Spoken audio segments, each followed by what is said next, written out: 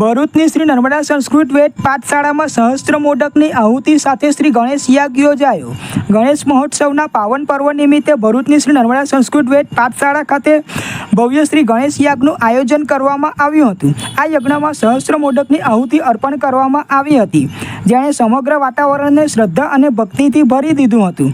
આ યજ્ઞનું આયોજન પાઠશાળાના ઋષિકુમારો દ્વારા કરવામાં આવ્યું હતું. આ યાગમાં સહસ્ત્ર મોદકની આહુતિ આપવામાં આવી હતી.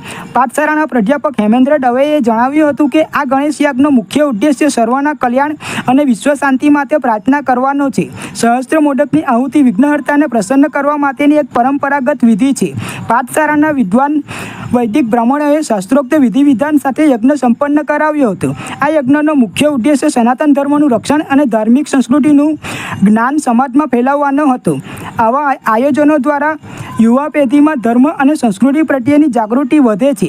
આ ભવ્ય કાર્યક્રમમાં અંદાજે 500થી વધુ ભક્તો ઉપસ્થિત રહ્યા હતા અને સૌએ શ્રી ગણેશજીનું પૂજન, હવન, દર્શન, આરતી અને મહાપ્રસાદનો લાભ લીધો હતો.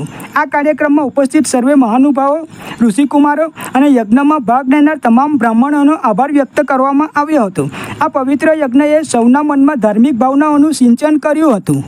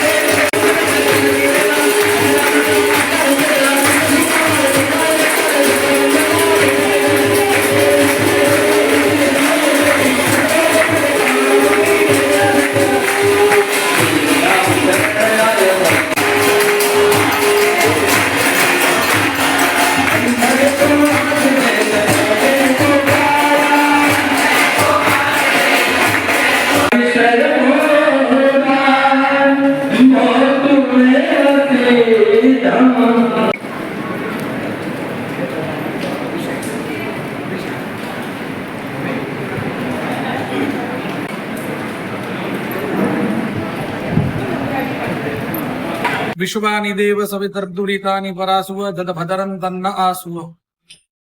ભારત વર્ષની અંદર ગુજરાત રાજ્યમાં અને એમાં પણ તપોવન સંકુલ 142 વર્ષ જૂની શ્રી નર્મદા સંસ્કૃત પાઠશાળા, જેમાં વેદાભ્યાસ, વિવિધ શાસ્ત્રોના અભ્યાસ સાથે યજ્ઞાદિ કર્મો સનાતન સંસ્કૃતિના રક્ષણ માટે કરવામાં આવે છે.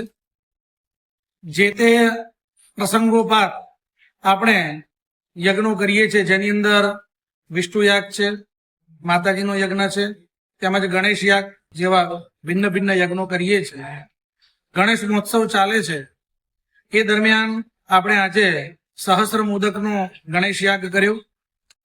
યજ્ઞો વૈ વિષ્ણુ, યજ્ઞના અધિષ્ઠાતા દેવ વિષ્ણુ છે અને યજ્ઞથી આપણા સનાતન સંસ્કૃતિનું રક્ષણ થાય છે. સહસ્ત્ર મોદક ના હવનથી મનવાંછિત ફળની પ્રાપ્તિ થાય છે અને સમસ્ત વાતાવરણ પવિત્ર બને છે. આજ રોજ તપોવન સંકુલના સમસ્ત ટ્રસ્ટીગણ, ગુરુજનો અને ઋષિકુમારો અને ભાવિક ભક્તોએ આ યજ્ઞમાં ભાગ લીધો. સુંદર રીતે સંપન્ન થયો. આવા નિત્ય નૂતન યજ્ઞો થયા કરે અને પ્રકૃતિ જે છે એ પ્રકૃતિની શુદ્ધિ પણ થાય, એ હેતુ આની અંદર રહેલો છે.